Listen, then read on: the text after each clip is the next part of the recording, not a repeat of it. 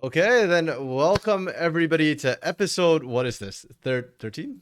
Episode 14? 13? 13 of Gringos Liberados this season. Something like that. Yee.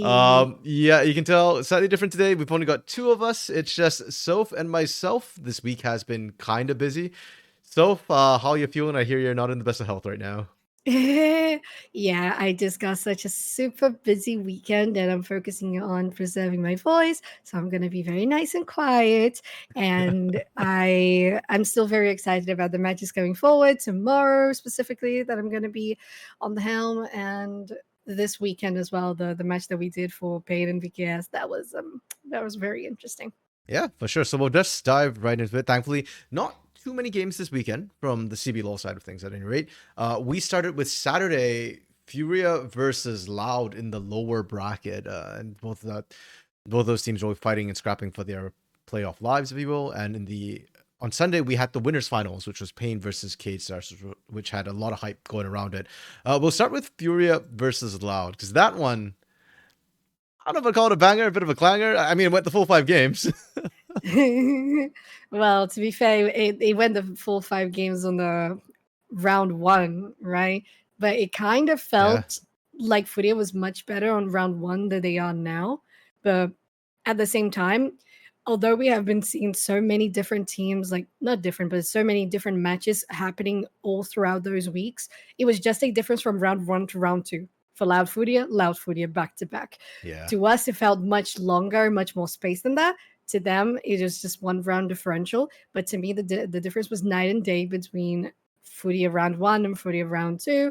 The fact that the first time around, it really, really made me think, man, they kind of deserve to be top four. They were playing much better against Loud. And then Loud did the usual, activated, and you know how that goes. Yeah, and it was like four matches between the first round one Loud Furia versus this sort of round two lower bracket. And Loud had to play Pain in the meantime, and they got 0-3 by them. Furia played Fluxu and went full 5 games again. So Furia literally maxed out their playoff run. They went 15 games over 3 rounds, effectively. Yeah. Yeah, kind of brutal. The first time they met up, it was worth noting that was the third ever reverse sweep in CBLOL history. And Yeah. this round, it was almost again another reverse sweep, but not quite, because Yeah. Loud won the first 2 games.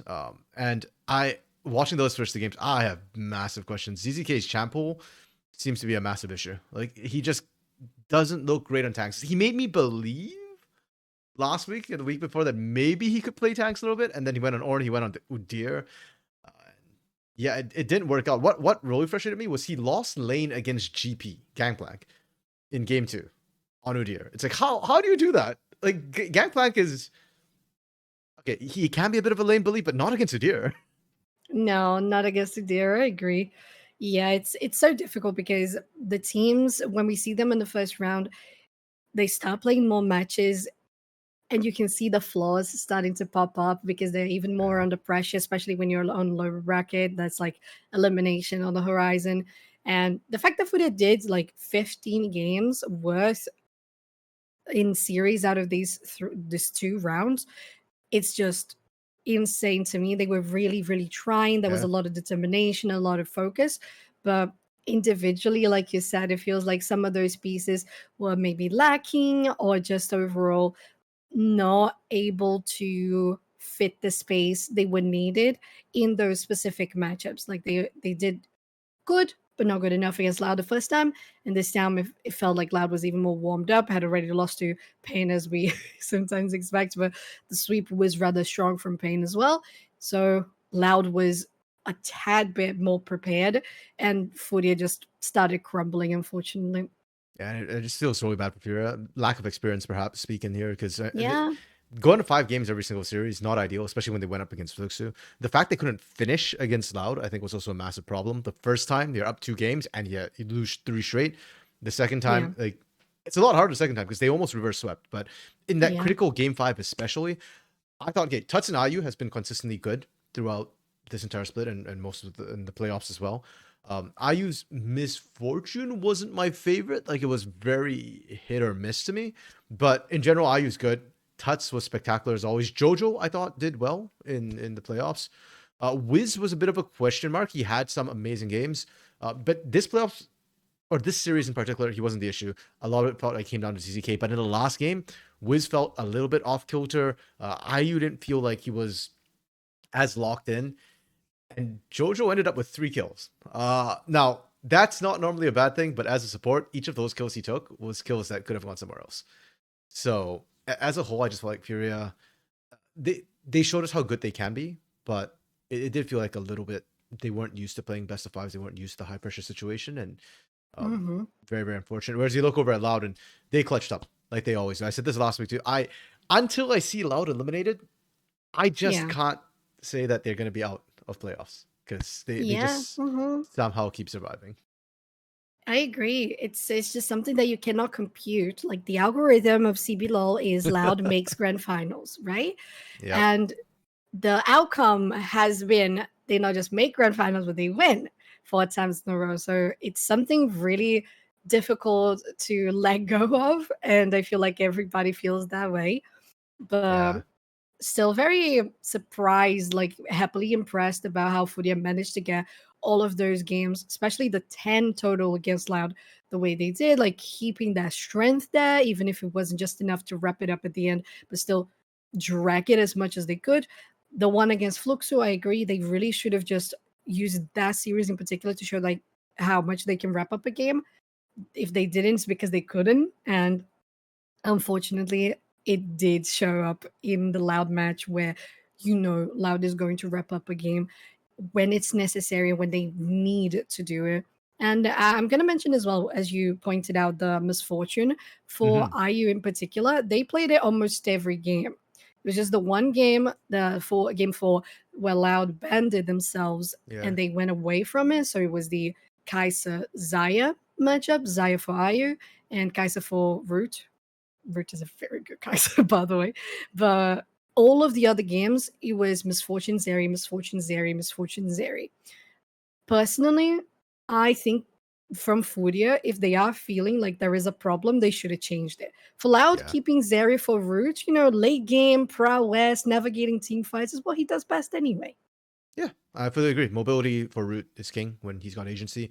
Yeah, and I use such a mechanical player as well. It hurts me a little bit that they're putting him on Misfortune, because to me Misfortune isn't a mechanical champion. She's more of a Hmm. decision making champion. Like how do you position to get your ult off? Yeah, there's not like a lot of technical micro left clicking skill there. So yeah, I do agree with that. I wish we had seen IU on something else, especially in the critical game 5, when that to me is when you're going to clutch it out, and Misfortune's not a champion who can. The draft I thought was fine. Hmm.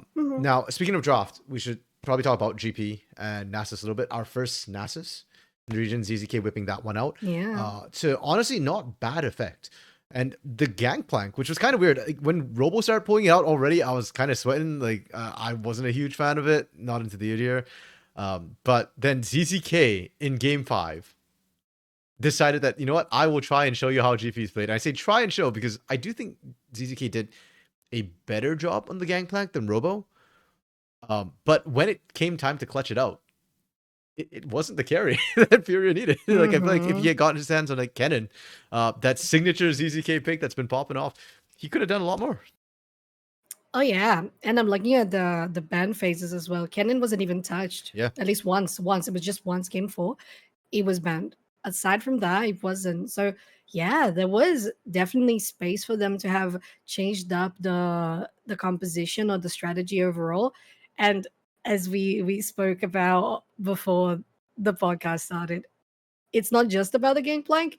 It's about the fact that you decide to prove yourself on the gangplank game yeah, 5 and you leave the jacks open for Robo. And you know that the person who's going to clutch out on a champion in particular late game is Robo on the jacks or the yeah, Renekton. It's what happened. yeah. And speaking on Loud a little bit, I know that we've been kind of down on them. I still think Croc is struggling. Like he is. Like at least they put on Sejuani Maokai duty. It feels like they've realized that okay, Croc's not going to be like the guy right now. That's fine. Hmm. Put him utility. He's still doing fine on that. But Robo this series, like again, his GP games were a little bit sus. But off the GP, on the Renekton, on the Jax in that critical game 5, and then Game 4 he was on Nar, which okay, the Nar was also Hmm. sus. But he won lane with the Nar, to be fair, and he had a lot of side lane Hmm. pressure. But yeah, other than that, the Renekton, the Jax, I thought Robo looked good on that. It feels like, okay, maybe Robo's coming back a little bit. And Hmm. as a Ping, actually, that's a scary thought, because it feels like Yeah. when Loud wins domestically, a lot of it comes when Robo's at peak. Oh, so true, so true. And I think this is a great strategy you mentioned as well for just putting Croc on the safer picks, which were the usual, Croc and Carioca picks, the Sejuani, the Maokai enablers. I really like this. I think it's safe from Loud. They Mhm. noticed that Croc in particular might have been struggling with. I don't exactly know what is the problem there on the decision making, on how they want to actually commit to team fights, but safer, more health, and does help the team regardless, just because of the Yeah. kit. You don't have to be masterfully playing the champion for it to have good usage. Very large ultimates with very impactful effects. That's what you need, right? And if they need to go back to that, you won them the series. I think that's fine. Yeah. Robo, definitely scary to be getting into a better peak stage. Your usual root Redbird, always in synergy. Never doubted them at all. At all. Even when Loud was struggling in regular season, I didn't doubt Root. Root was the only one that I was like, man, this guy still slaps. This guy is still like the soul of this team. And he is Korean. It's amazing. And Tino's I I think it's warranted like Tino's focus bans like the Talia at the Mhm. same time, even the exist sometimes, but I feel like Tino's has also been a little bit afloat in the games. Like he's not popping off delivering. We saw a pentakill by him, but it didn't feel like it was the oh they played so well pentakill. It was just like it was a fight. They got the last hits 5 times. There you go.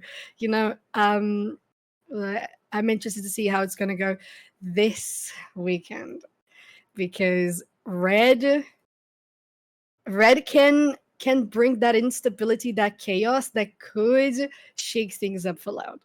For sure. Yeah, the most Brazilian team. Actually, before we get Mm, into this coming weekend's matches, so shall we move on of to course, Pain versus Cade? Because that was the for highlight sure. match, right? That's the top two teams Agreed. in the region. Everybody's just saying, oh, okay, they are head and shoulders above everybody else right now. That was supposedly the big banger. That ended in 4 games. Pain won game Mhm. 1, game 2. Cade picked up game 3, and then Pain closed it out in game 4. And I know, so you're a bit of a Pinzetti yourself as well. But you were cheering on Cade Stars for this I matchup. am. I have been. I have been all 2024. I think I've just been very content to see the progress and the development that the organization is putting on the players and how CL is just bringing in a long-term strategy that super helped the team individually.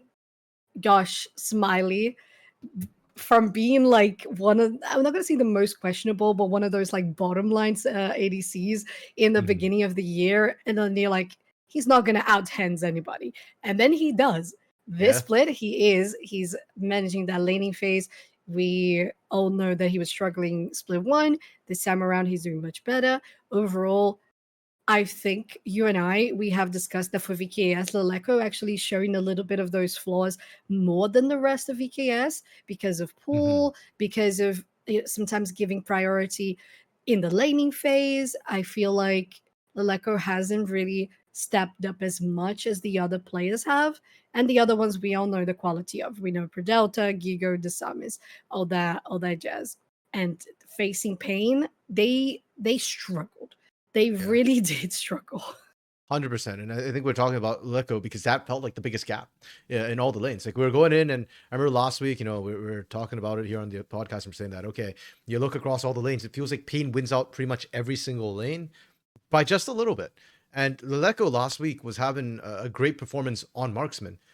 Fast forward to this past weekend, Leleco still played Marksman, but I think Pain kind of found the winning formula with the removing Tristana Corki. Basically, once you take those two out from Leleco, he really did struggle. He looked best in the Zeri, which I feel like kind of similar vein to the Corki, right? Scaling Marksman, a lot of mobility, kind of really safe to play. But yeah, Dinkido's on fire, and Dinkido got Corki what was it, two, three? No, two out of four of the games, and then they Yeah. finally banned it in game three, which is one of the reasons why they won. Game four, they picked it away. Leko actually got his hands on the Corki. Then Kiddo just played the Tristana and won out. So Yeah. yeah, I don't even want to say Leko played badly. I still think he wasn't a detriment to the team by any means. Like compared Mm-hmm. to how I thought he might have played at the beginning of the playoffs. I think Leko did Mm-hmm. fine, but Pain, my goodness, just feels like they're Yeah. on another level right now. They're clean. They were so clean, honestly. I agree with you. And to be fair, I think for VKS, it took a bit too long for them to adapt to the Koki Tristana situation. They Mhm. game one they had the Tristana banned, but they left the Koki open. Jinkedo got the Koki twice in a Yeah, row. But when they decide to have the Koki for themselves, they still leave the Tristana open. I think there might have been a problem. Personally, I am just scared of what Jinkedo can do. And then that fourth game, the resets, the rocket jumps, they were so good every single time. yeah, Like they were sure. There's something that Jinkedo, I think, really excels at knowing just how much damage you're gonna do, especially when he plays Zari, right? He knows exactly how much damage he's gonna do, so he can go in, reset, come back, and he's gonna be safe. And if necessary, he can just reset and still keep going and build out those skills. So I think it might have been a bit of an issue. I don't know.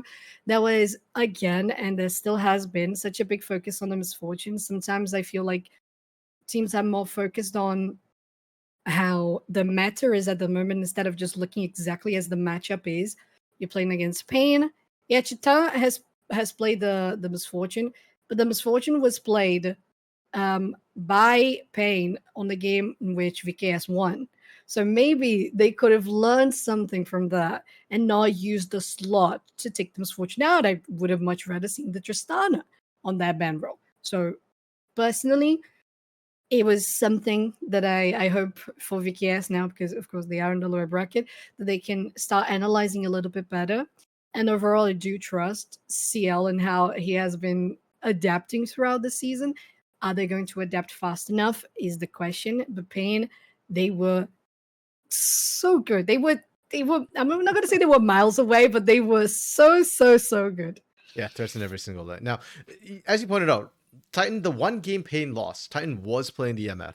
And then after Yeah. that, Pain had to kind of go back to banning the MF because I think Smalley's more than happy to pick that up, whereas Titan doesn't look as comfortable on it. So Mhm. from what you're saying, I guess you're feeling like, is it just a draft issue for Kate Stars? You think if they can fix their draft, get Leko, I uh, think I think so. Yeah, I okay, really do, because as you said, I don't think there was a detriment coming out from Laleco in particular.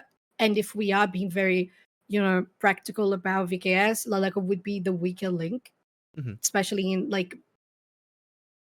just themselves alone, par on par with somebody head to head. The other players, I'm like not concerned at all. But if it does come into VKS using the mid lane and more into going back to control mages for Laleco. He does excel at that. There's no problem in coming back to those if, even though the meta is much more marksman. For example, that Lucian game. No, no, that Lucian game for Laleco, he was so bullied by Jinkido on the yeah, Corki. So bullied. And that's something that Jinkido knows. The range, the damage, go in. Laning phase is something like in like team fights and picking up the crumbs on the sides, controlling that space is something that Jinkido does really, really well.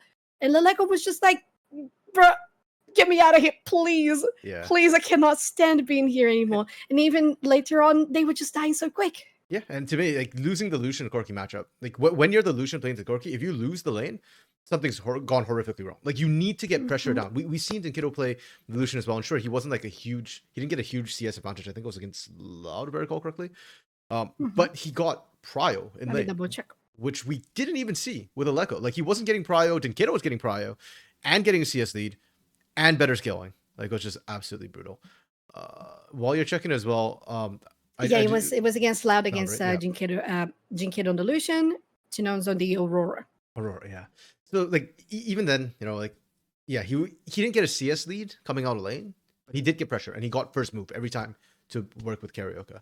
Uh yeah, but as much as we talk about how the difference between Leleco and Denkido felt like the biggest gap in this particular game, I almost Mhm. feel like the one I'm most disappointed in for K-Stars was actually Kigo. I was gonna say that as well. Yeah, I Yeah, agree. because we've seen the heights of Gigo before, Yeah. and I remember like talking about in broadcast when we were casting and stuff that when we saw Gigo play against Pain in the past, like when Gigo won the championship on Red, he was bodying Wiser. And like it feels like Giga just isn't online this split. And okay, we can say that hey, Kate Stars don't drop them carries normally. But this game they did. He still didn't carry. So it's kind of like, okay, Yeah. I don't know how I feel about this whole top lane situation thing with Kate Stars. Maybe they've kept Gigo leashed for so long he's lost that killer instinct, you know? Bruh, I think the same. It's very unfortunate though, because there was like a couple of pop-off moments from Gigo on the Renekton game 3 that I was like, he's coming online, he's coming online, and then he wasn't. So yeah, it's a little disappointing because he used to be that unrelenting force, and right now, yeah, it just feels like you were on tank duty. Even And then, like even that Renekton game. Okay, so I also got really tilted that game because of the lane swap. mm, I had to go back mm, and watch that to try yeah, to figure out what happened. So for those of y'all who don't might not recall or didn't watch the game, Game 3, Pain Gaming opted for, I don't even want to call it like a lane swap. They sent Curry and Titan to the top lane with Wiser, by the way. yeah, they stayed 3 men. Yep, and then they tried to gank Gigo. It didn't work out, and then Wiser was left homeless for the next 2 minutes. Like he tried to walk down to the bot lane all the way down, but Smalley and Prodelta. Smalley was on a Callista. Prodelta was on a Nautilus. That's a kill lane, and Wiser was like level 1 to their level 2 when he finally showed up to a lane, and so he just kind of got bullied out off the turret. They just couldn't stand around, and Smalley just Yeah. got incredibly far ahead. Like to this day, I still don't understand it. Like I was looking back thinking, okay, what was the point of the lane swap? Like you're not trying to accelerate Misfortune, or if you are, I don't understand why. Because Misfortune, she's not like a Kalista. Like, you don't have to smash the lane with her, right? Like you're playing for Mhm. the level 6. Her Yeah. laning against Kalista is okay. It's not the best, but it's fine. You're actually one of the champions who can kind of deal with Kalista in lane a little bit, right? You just drop Make It Rain, and Kalista can't really gap close onto you properly. Mhm. It's hard for Curry on the Alistair a little bit, trying to tank up the damage, sure, but it's not the worst. It's better than what you had to do to Jax. And Jax is a carry, so you're not even giving Jax like a... The resources. Yeah, right? Like, you actually want him to scale compared to the Renekton, who can't afford to just soak that early pressure. It was just Mhm. baffling. And props to Kate He Stars, was. because this series looked like Pain just bodied and bullied Kate Stars all around. But Game 3 showed us that it's just that both these teams are really good at snowballing. So when Kate Yeah. Stars got the lead, they ended the game in 23-30. I thought there was a real chance they could have ended at pre-20 minutes. Like they could have Yeah. taken an I inhibitor remember easy. that. I remember that. We were like, this could be it, but we know they're not gonna do Yep. it. They played it safe. You know, they actually had desynced respawn timers on Pain Gaming. So even though Pain Yeah. Gaming would have respawned, they couldn't defend it very, very well, unfortunately. Mhm. Yeah, Cade just completely blew the game up. So to me, that still tells me Cade is good. They just need to get that lead early. And Pain's just flying on a high right now. If Cade can start Yep. matching hands with Pain in the laning phase, if Gigo starts to wake up, because Smalley was fine. Smalley and Pro Delta were the bright spots of They this were. Cade Stars roster. Yeah. Yeah. If the solo lanes can kind of fix your laning, heck, I expect to see them in grand finals against Spain. And I expect it to be Mhm. competitive. Yeah, me too. And I actually hope that to be the case, because it would be unfortunate to see the teams that have been showing the best potential overall just not meet each other again. Yeah. I really hope that does happen. That would be really, really cool. And at the same time, think about me, right? I like Fane. I like VKS. They're both in grand finals. I win anyway, Okay, fair enough. True. damn. For example, I really want to see. I don't know if it needs to be extenuating circumstances like match point for VKS to bring in the Callista for Smiley. He was smashing. He was smashing the Callista. Would that have been the same case if there wasn't like wonky lane swap? We don't know. Yeah, But sure. we know that still it was a favorable bot lane for VKS anyway. Yeah. And I want to see that come into fruition. I wonder if that's their counter to Misfortune, right? Because Smalley has been the best MF player in Yeah. CBLOL this split so far. Hmm. So if you're good at it, I assume that you also know what it does poorly into. So I do feel like that Oh was yeah. his pocket pick to say, like, okay, I'll give you the MF because here's my counter. And we didn't get to see the lane Hmm. phase, so we'll never know. And well, maybe we'll see it in the grand finals. But Maybe. before we get to grand finals, so let's talk about our matches this week, because this week Yes. our games are Friday and Saturday, not Saturday, Hmm. Sunday. And we're starting with Loud versus Red. And we were talking about that. So the fact that, hey, Loud, they're that monster who just refuses to die. But Red, that's a very momentum-based team. You know, they are the most Brazilian of teams right now, but their momentum was broken by Kate Stars. So how do we feel about that matchup on Friday? Mm, I feel like because Red is so chaotic, and although they do ride quite a bit on that momentum, I feel like one series is not going, especially against the first seed, is not going to break the momentum as much as if it had been, for example, against Pain or against Loud, like, teams that they have been playing, like players they have been playing against for more time, and they have more of that, deep, heartfelt connection to, or not animosity, but competition and Yeah, adversary.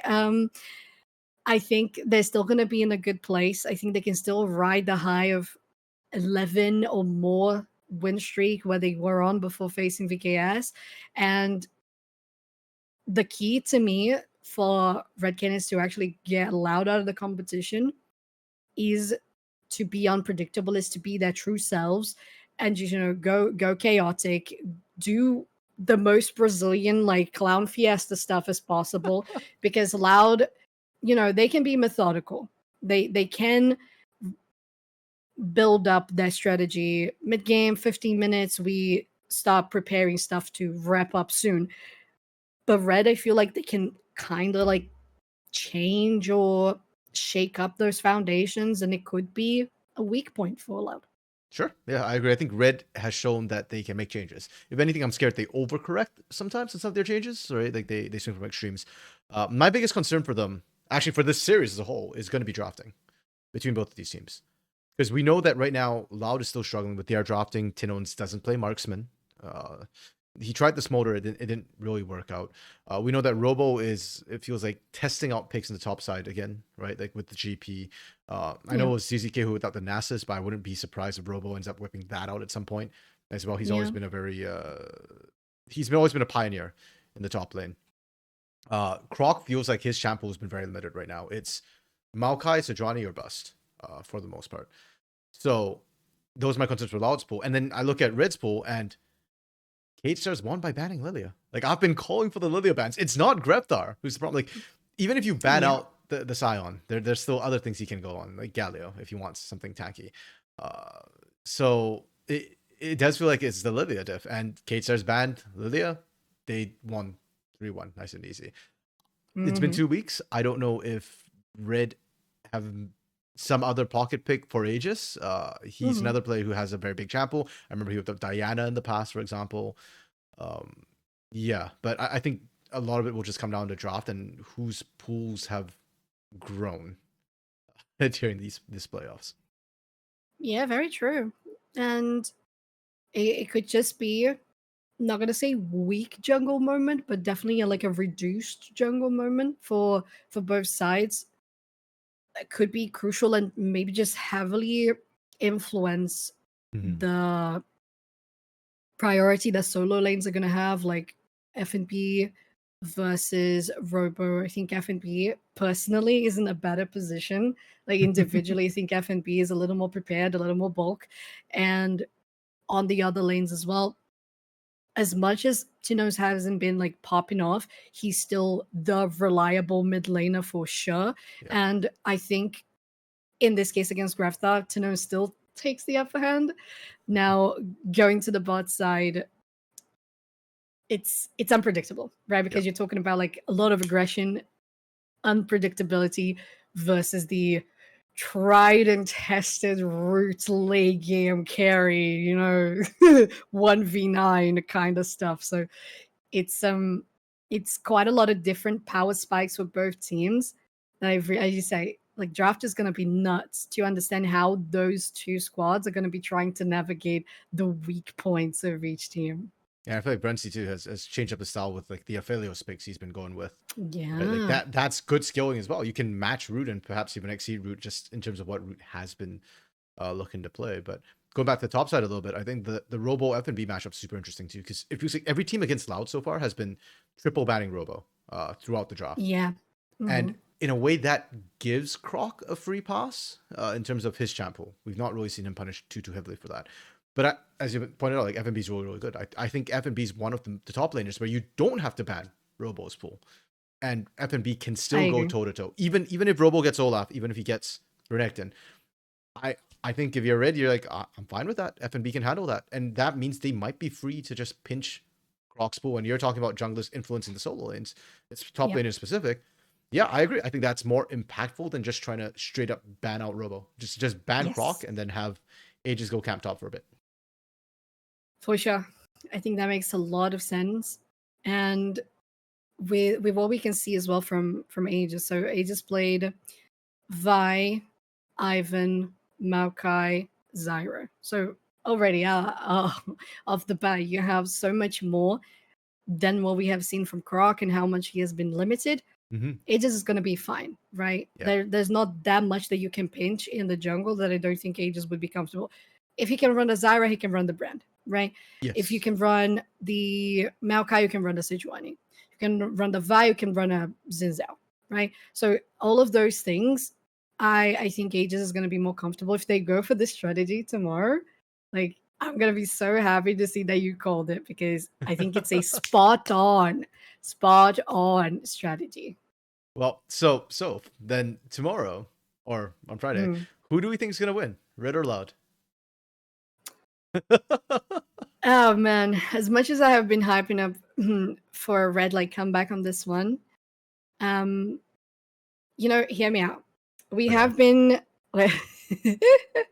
we have been witnessing a CBLOL script where you have the third ever reverse sweep, and almost again reverse sweep with the two same teams on the very same bracket. I'm gonna call for another reverse sweep, but this one it actually works. Red starts with a 2-0, but Okay. Loud reverse sweeps on the game 5. Okay. Okay. You know what? There's almost a poetry to this, because the last team that ran through the lower bracket to make it to grand finals was actually Red back in 2022, split one. Hmm. They lost in the first round against Kaboom, and then they had to play through the gauntlet all the way. If Loud beats Red doing the exact same thing, oh my goodness, that'd be insane. Um, yeah, I think I'm kind of with you there on this one. So, okay, so my head is kind of telling me it should be Red taking this. Loud is having too many struggles. I think they're pinchable, like we said. You can bully out Croc a little bit. I think their biggest strength of Robo in playoffs is countered and nullified by F&B. But Hmm. my heart is telling me no, man. Like I said, until Loud gets knocked out, I just Yes. can't believe they're out till they're actually out. So as much as I'm cheering for them to knock Loud out, so that I don't have to relive the trauma of paying Loud grand finals. Well, there's still VKS on the way. Come on. True. There is still BKS in the way. And that, oh my, if Loud wins this, I am actually low key terrified of what's gonna happen in the lower finals, because the script is gonna be on Loud's side. Loud's been here before. They know what they're doing, and it feels like they're slowly improving. Each time they beat a team, Yeah. they get a little bit better, a little bit better, and then it's gonna be lower finals. If they beat Gate Stars, I'm gonna die in grand finals, right? Like, it's, We all will. yeah. Oh man. That's a CBLOL script, guys. We leaked it. It's a Yeah, Loud win it is. tomorrow. It's a Loud win Saturday. Yep, they No, just I didn't. I did not say that about Saturday. No, I won my Pain VKS rematch.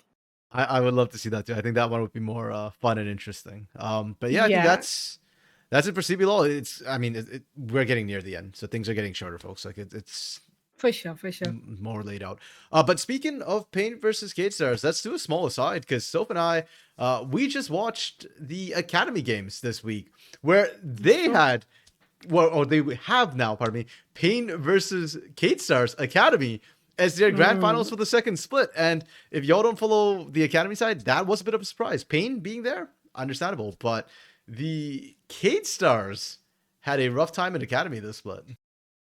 Yeah, you mentioned that, and they did a full-on lower bracket run since round one. They lost 1 to 2 to Kaboom, and then 3-0, 3-0, 3-0. Yeah. 3 rounds in a row in lower bracket. Game 5 against Furia, they win, which was yesterday, and they get confirmed for grand finals. And we were talking maybe that's gonna be that rematch on CBLOL, and that would be Academy and CBLOL with Pain Gaming VKS finals. That would be so fun. But the most fun about this matchup being confirmed already is that they are going to be the 2 teams coming from CBLOL Academy that are going to be participating in America's challenges. So if you don't know what the circuit, not exactly a circuit, but this tournament in particular is going to be, it's an inter-regional between North America, LLA, Latin America, and Brazil's Tier 2. The top 2 teams out of each region will be competing in September in the CBLOL arena as well. So really, really fun stuff. And our teams have been confirmed. LLA as well. If I'm not mistaken, we're just missing the NACL top 2 to confirm the entirety of the participants. Yeah, that's right. So it's almost funny that the Academy teams, the Tier 2 teams, are going to get a taste of the mergers before the Tier 1s are even there. Before us. Yeah, but very, very exciting stuff. So they've locked in, and that will be, I believe, in September 13th, 14th? The second week of September. It starts on the 14th. The 14th. Yes. Okay. Yeah, so that will be held in Sao Paulo, in the CBLOL arena. So exactly, home advantage for the Academy teams. I'm hoping Pain and Kate Stars perform really, really well. But they still have the grand finals to play. So that will be actually Sunday this week. And that's partially one of the reasons why we're doing CBLOL on Friday, Saturday, because on Sunday, the Academy teams will be having their grand finals in arena with the crowd. So definitely go out and support them as well. Yeah, that one, that's going to be interesting, that we're going to see almost like a preview of CBLOL, right? Pain versus Cade in Academy a week before the actual thing. If that comes to happen for our actual CBLOL finals in Belo Horizonte, that's going to be the most hype. And can you imagine? This is the last bit of CBLOL. This is the last year of CBLOL as it is. And if that is the script, the Brazilian gods writing it, I really appreciate you. This is fun. No Loud on the grand finals again. They're out, but Pain stays. The rise of the hero, like the main character anime vibes. I love that. And with VKS as well being, they are kind of like a shonen, right? They have been grinding, and like really building how and where they can be with like steady coaching. And here they are. If that comes to happen, I'm going to be very, very pleased. But good thing we're in Brazil and we do cartoons and not shonen mangas from Japan, because I don't want to see Pain lose 6 straight grand finals to 3 different teams at that point that have lost to Red, Loud, and Kate Stars if that happens. So well, I didn't mean okay, so I didn't position myself on who's going to win in that case. It's just that they're going to be facing each other. It's the the trajectory up until then. You don't have to have pet. He's okay. You don't have to have VKS winning now, RMC. No, it's not going to happen. Yeah. Wait. We're still very ways away. And we'll find out this weekend. To start to whether Kate Stars even make it or not, because again, they're not quite there yet. They still have to beat Red and or Loud within a potential rematch, and we'll have to see how that goes. But yeah, I think that's most of the stuff from this week. So what we've got left is the questions, the mailbag, and there's actually quite a few. So we'll start with one from actually last week. Lunar had talked about the fact that she doesn't like the current bracket. Specifically, she didn't like the fact that, let me pull the bracket here. The fact that Red lost their game and still got a bye. So she's proposing a different format, which I believe is the LPL format. Sorry for the flashbang. But yeah, similar to the LPL I'm going to close my own, or else I'm going to be completely blind. Yeah, the dark mode didn't quite show up the lines properly, but on the white, it's not great either. So it looks like some sort of gauntlet on the top end. It just looks like gauntlets all the way through. So this is her proposed format. Thoughts, Soph?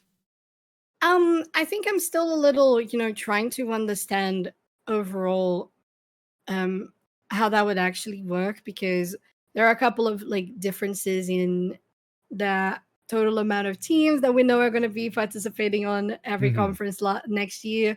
And I don't know. I personally don't mind how they have done it here so far for the playoffs. I think if you are higher seed and you get a bye, I think that does make quite a lot of sense to me. But I Hmm. understand where Luna's coming from as well. So it's it's not something that bothers me as much that I would be like, change it, please. Like for example, like regular season best of one, it's old. It's very old fashioned at this point. Just Yeah, change regular season. It doesn't really show you as much as you need to understand seeding, which maybe that's where the frustration comes from for Luna. If you don't have a good way of seeing where the teams are in performance, then how can you just give them a buy or not based on best of one double round robin, right? sure. Yeah, I get that.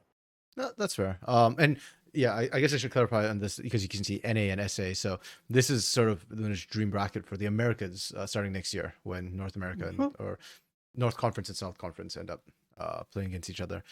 Yeah, I personally like. I see the appeal of this, but I prefer double eliminations. I think everybody should be given a second chance.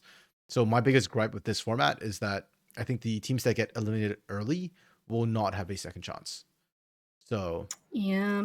yeah, that's my biggest gripe. I mean, I like gauntlets. Gauntlets make for good stories, but Mhm. I would much more prefer if we had like full on double elim the entire way up. So like a third bracket at the bottom, if you will, a third Mhm. gauntlet at the bottom for eliminated teams. Other than that, yeah, I don't mind this. Again, kind of like so, I'm not too upset with the current format either. So Mhm. yeah, Yeah, I think I that's fine. stick by the double elim as well. It's one Yeah. of my faves, and I'm having it look like I'm a very visual person, so I open up the LPL format so I can actually understand like how does it go. And yeah, you're totally right. When you're out, you're out. You don't have a second chance. I think that is a little too harsh for playoffs. You've done so much hard work to be there, but I understand, and I think I like the idea of playoff play-ins, which I think is the bottom part of Luna's format there, and Hmm. that would be fun. But how does that fit into double elim? I haven't made the math. I will not make the math, and this is just where I stand. You know, just giving tad bits of opinions on each part of the format. But thank you, Luna. That's very interesting and complex to for you Yeah. to put together. Okay. So our next question comes from Dark Knight, asking, "What's our opinion on the Game 5 draft of Furia versus Loud? Leaving Jax open even though they banned it the rest of the series. Is it ego from ZZK? Did the coaching staff forget about it? Is GP that good against Jax?" Mm, if I'm going first, I think it was a mistake to leave it open. Personally, I think it was a mistake. In this case, when you have Furio, like as we mentioned before, maybe the idea is not to like just pinch Robo that much altogether. I understand that in this matchup for ZZK, it makes more sense than, for example, the FNB matchup for tomorrow. Hmm. But at the same time, if you are going to pinch that much, and you have chosen for the side of Furio, the bans were Renekton, Rumble, Olaf, and then second round Nautilus and Talia. Talia, I understand, but if you're going to pinch, if you're so worried about Robo altogether, you either take the Jax. Were they blue side? Yeah, they were blue Yeah, they side. blue side. They should have taken the Jax if you are going to leave it open, or instead of banning the Nautilus, just ban the Jax anyway. There is Hmm. no shame in just targeting one player if you think that he is that valuable. There's no shame. That's what the draft is for. That's what the ban phase is for. Right?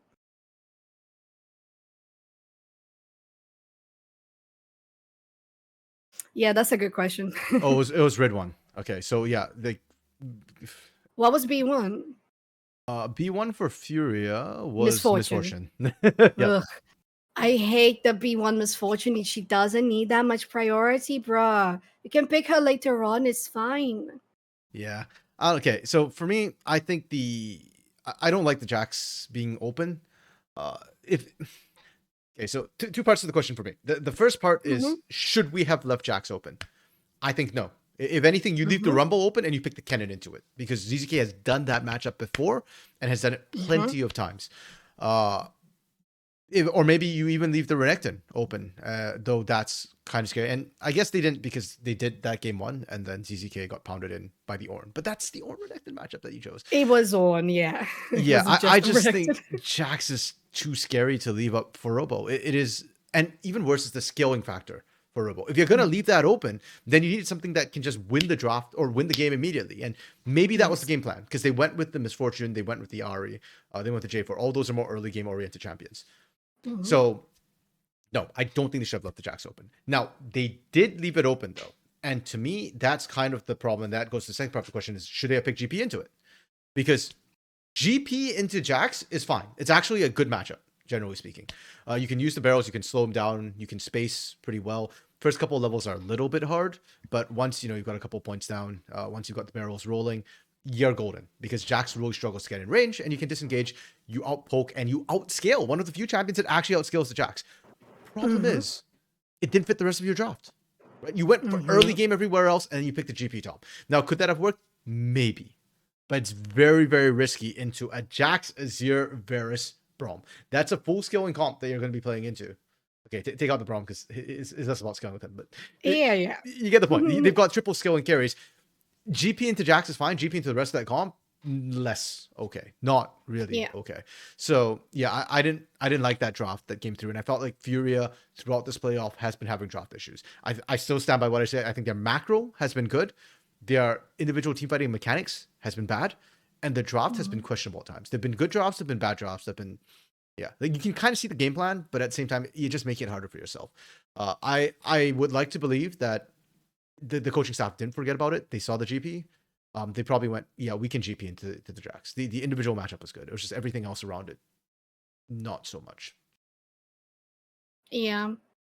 And do you remember specifically, was Furia able to at least get some sort of pressure in the top lane early on to try ZZK and was get some doing benefit fine. out of it? He was doing fine in lane. And when you Yeah, pick the just GP, aside from the 1v1, more like the rest of the map was like the Ari coming through the Jav, and were they actually getting even more pressure in? Because that's what you drafted for, right? yeah, not really. The rest of the map was kind of falling apart, Not really. unfortunately. Yeah. Okay, Root had a so fantastic game. that's your problem. Yeah, part of it, right? And if you had just kind of all in, okay, I know Renekton was bad, but like Renekton's example, or like Cassante, or something like early that you get the pressure down on. Heck, even the Udyr, as much as I loathe Udyr, top Me lane, too. like even if you picked him, like I think that would have done more for your team than the GP, which felt like insurance policy that didn't really cover your damage costs. Let's put it that way. Yeah. Oh, Okay. do you think? Yeah, no, I was gonna make a suggestion, but then it would have to be like a whole different strategy for the whole team, considering they were going for earlier game. I was thinking of a Gwen, but if your team is not going to be surviving until the late game, what is the Gwen going to be doing on the split push, right? So it doesn't really match up. So never mind. it'd be a similar issue with the GP. But yeah. Okay. Next question is from Lunar Day. With the South American Conference becoming a major region, I think it's the Americas as a whole will be a major region. What emotes would you give the 4 remaining teams in playoffs? Oh yeah, because emotes have been coming out for a lot of these teams, right? And in fact, all the CBLOL teams did get emotes. But I guess the question is, what would you give the 4 remaining teams? Loud, Red, Kadestars, and Pain. An example would be Pain. Really, Lunar? Pain getting a silver medal place on it to symbolize their long history of second place. Okay. I think the team emotes have been more about bashing other teams than bashing yourself. So I don't think they would do a Pain second place. I do understand where you're coming from, because many of these emotes have been like, "Huh? What are you saying? Oh, you're so small," or like, "Where are you? I don't see you." Stuff like that. I feel like, let me see. CBLOL already got emotes, right? I'm trying to find the. That's a good question. I haven't really seen them.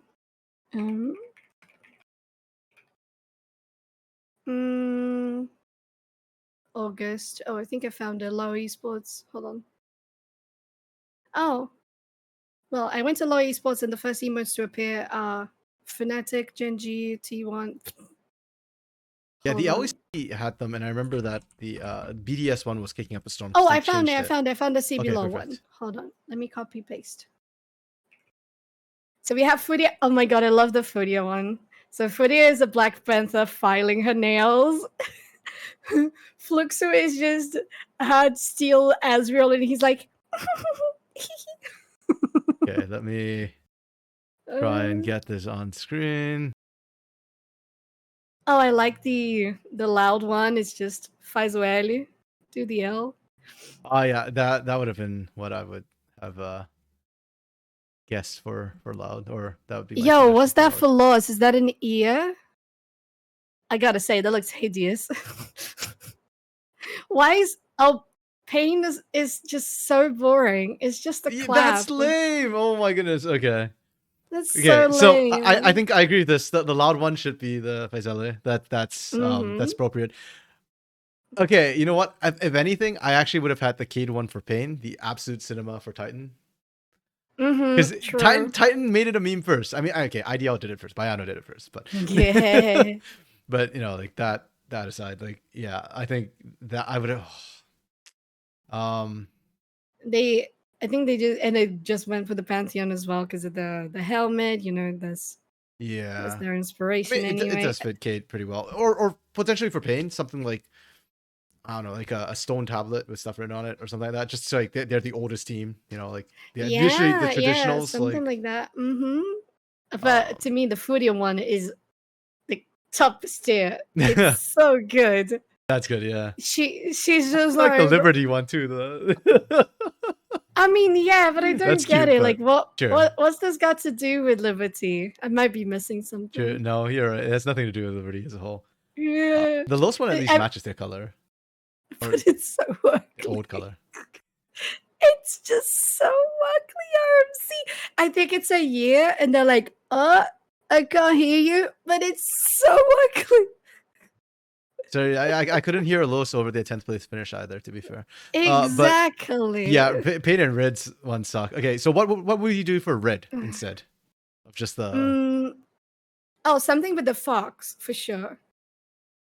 Oh, something maybe with Ari, right? It's the True, Greftar tail. does play some Ari, yeah.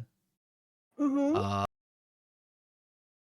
Something with Ari. I don't know, like which pose she would be doing, but something with Ari would be fun. For Yeah. Pain, I think like maybe like mm, Ari stealing away a fruit or something, like representing to me like Aegis taking away, like just farming, perma farming and scaling. mm-hmm. Yeah, that's super valid. Um, I just want something better for Pain. Let me think about it. It's just a or clap. Bro. freaking just have Dorflex, man. Yeah, just have Dorflex. Sponsored Yeah. by Dorflex. I know what. I know what. You have something. Hold on. What would be equivalent to a side duck going like, "Oh, I've got a headache," you know, something like that? What would be? Because we don't actually have anybody that's a duck in this game. But Like maybe somebody having a Earth. headache. Of having a headache. Yeah, for sure. I think that would be Yeah, send fun. that like a Poro or something, like or Mm-hmm. maybe a minion, you know, a minion who's a huge fan of Pain, something like that. And he's got a little microphone too. Right, please. Okay, yeah. Yeah, I think yeah. Other than that, yeah, pretty fine. I'm okay with the Kate stars in that one. I think that's pretty good. Okay. Yes, yes. Next question from Lunar. Congratulations, you're given a special opportunity where CBLOL teams, for the CBLOL, pardon me, from the teams eliminated, you can pick a roster only using one player from each team to run the gauntlet and get to Worlds. You can't have more than 3 players in common with anyone else. Is this not just like our all-star teams? Which, well, I guess. Yeah, Okay, well, it we've has to be done from the bottom that. 6. Oh, okay. Wait, from the There's 4 bottom teams six. left, so it has to be teams that are eliminated. Oh, So okay. Oh, okay. Let me bring that up. Pew, pew, pew, pew. I can't get 6 teams rosters up, so we'll just have to go blind. So basically, it would be Luxu, For the Furia, Azel, INTZ, Fluxu. Kaboom, Liberty, and Los Grandes. Out of those 6 teams, make a roster that could go to Worlds and do Okay. decently. Okay, so Fluxu, Furia. Wait. INTZ, Kaboom, Liberty. 1, 2, 3, 4, 5. Los. Okay. Top lane. No, ZZK for sure. Or maybe super clever. I would take Super Clever Super Clever, yeah, for sure. for me. Super Clever. And then for jungle, I think Wiz has been doing incredibly well. I would probably take Wiz. Okay. So we got Lost top lane, Furia jungle, then mid. House for sure. Yeah. Has to be. 1,000% house. The guy has been ninja kiwied for too long. I kind of does it to himself, but I would like to see him actually get to Yeah. Worlds for a change. Because For sure. bro, if FNB was not that already, FNB would have been top lane 100%. Yes. AD He's still there. carries. The guy is there. Sure, yeah. AD carries. BRTT. No, bro. Hamiko. I can't say it with the straight face. Nobody can. Oh, bro. Love you, BRTT, though. Yes. We stand. It has to be IU, no? Yeah, I think so too. I would even go as far as to say it has to be IU and JoJo together. Kind of true. I'm looking at everybody else, yeah. Because we got Scamba, Damage, there's Seus, Cavallo, and Cabby. Former MVP Seus. I mean, yeah. Most expensive Brazilian player Seus. I would still go JoJo over him though. Okay, that's fair. I would be willing to give Seus another shot. So I guess that diverged from me there. Okay, no, that's fine. We go Seus. We have. We don't have to pick the same person, so it's perfectly fine. Yeah. In fact, actually, okay. Lunar would like us not to have more than 3 players in common. Bruh. That's sorry. That's okay. I mean, you can take ZZK instead of Super Clever, and you can take JoJo instead of Seus, and then there we go. 3 players shared. 2 players. Fun. Yeah. I just don't trust ZZK anymore. Okay. That's valid. I just feel like he has a very high ceiling. He has been stumbling though, but he has a high ceiling. That's true, but he's looking at a short king this split, so. He does. I mean, so does Gigo, and he is indeed a short king as well. He's a literal short king. Well, we'll see if he can beat Weiser. I'll call it. He'll be king again this time. Okay, next question. Okay, the next question I'm going to skip. Lunar's asking about Nick's Loud Jungler. I think we can leave that to like off season. I think that's a good idea. Yeah, because there's a lot of questions here. So, Lunar thinks it's a massive nerf to Pain to now sit for 8 months, exaggeration, waiting for everyone else to play their games to see who plays in the final. So how do we feel about that? I agree. I hate the fact that the winners finals is such a long break. I understand that it's actually considered an advantage in some regions where you get to sit back and watch what everybody else is doing. But in Brazil, I think hot hands matter. So long breaks are a disadvantage. That's it. Loud has been winning from the winners bracket anyways. So if you're best in the region, it shouldn't matter. Yeah. I think I agree entirely because I think the way, and as well as the fact that it is Pain who's going to be waiting for the finals for 2 weeks or something. Yeah. Or 3. They have been doing so well that I don't think it matters. I really don't. I think they are doing like so incredibly well. They were a while without playing as well, and then they played Loud 3-0, VKS 3-1. They're not struggling at all. Yep. They're fine. They really are fine. And they have, I think we talked about that in the coaching for Academy. They have a great opponent in Pain Academy as well. They have the best Academy team as well. Once this weekend passes, they'll be able to scrim whoever loses between Rid or Loud as well. So they'll still be able to scrim at least another top 4 team. And yeah, we'll go. Again, as far as I'm concerned, look, if 2 weeks is going to throw you off, you're going to get screwed for Worlds anyways, because that's like a month plus break. So yeah, it's a nerf, it's a handicap, but it is what it is. Okay, and the last question from Lunar. And it's just a handicap for Brazil, right? True, yeah, different regions. It's just us. Anyone else excited for the Robo buff incoming? LNG just unveiled Rise as a cannon counter. Oh, wait. No, I'm always down to watch Robo play Rise. Down. He isn't always that bad. I feel like some players are defined by certain moments which aren't even true. Like Tay with Urgot on INTZ back in, was it 2019? Like Yeah, I that would say so. Worlds Yeah. where he did the 2-inch teleport. Like he's not a bad Urgot by any means, but everybody just remembers that about his Urgot now. And it's like same with Robo. They just remember that Rise from was it 2022, where he just absolutely crapped the bed on it. He's not a bad Rise. So I unironically actually think like if Rise comes back up, that's fine. Robo can play it. He Mhm. genuinely can, and Tidones can play it too. So that could be Yeah, a I weapon would on be the more ways. excited to see Tunnels of the Rise, personally. Yeah. I still don't think Rise is really a Kennen counter. I think he has an okay matchup into Kennen in that he can kind of Yeah. trade range, but like I don't think he's a hard counter. To me, it's like a 50-50 lane. Whoever gets ahead is ahead. It's just that Rise Hmm. has more spammable spells in a way. So yeah. And I feel like the cannon has not been picked as priority, has always been a counter anyway. True. Yeah. So most of the time you have already picked your top laner. Unless you have a potential, as you said, flex that could go mid lane and you can swip around. Yeah. Which I find weird. I do think Kennen should be blindable, or is blindable and should be blinded more often. Like when Hmm. Rumble is off the table, hey, if you want an AP team fight monster, like Kennen's still up there.